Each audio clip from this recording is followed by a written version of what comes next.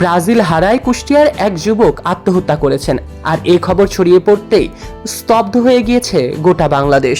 এই খবর শুনে বিষণ্ণ হয়েছেন জনপ্রিয় অভিনেতা জিয়াউল ফারুক অপূর্বর মনু।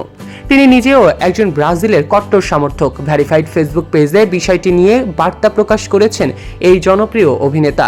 অনুসারীদের বোঝানোর চেষ্টা করেছেন ফুটবল শুধুই একটি খেলা, এটাকে জীবনের চেয়ে বড় করে দেখার কিছুই নেই। এই শোক বার্তাটা শেয়ার করে অপূর্ব তার বার্তায় লিখেছেন, ব্রাজিল হারায় কুষ্টিয়ার এক ছেলে সুইসাইড করেছে, রেখে গিয়েছে 2 মাসের শিশু সন্তান। ওর কি এই শিশু সন্তানের কথা মনে পড়লো না? এই নিউজটা দেখে ভীষণ কষ্ট পেয়েছি আমি। আপনারা খেলাকে বিনোদন হিসেবে নিন, এখানে হার জিত থাকবেই। প্রিয় দল জিতলে ভালো লাগবে, হারলে খারাপ লাগবে, এটাই স্বাভাবিক। তবে সেটা জীবনের থেকে বড় কোনো কিছু নয়, কারণ দিন শেষে এটা শুধুমাত্র একটি খেলা, তাও আবার বিশ্বের খেলা, বাংলাদেশেরও নয়।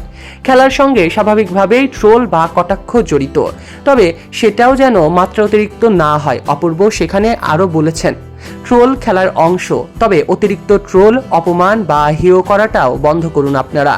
আপনার কাছে এই মজা হতে পারে, কিন্তু অন্য কারোর কাছে সেটা মানসিকভাবে অনেক কষ্টের কারণও হয়ে দাঁড়াতে পারে।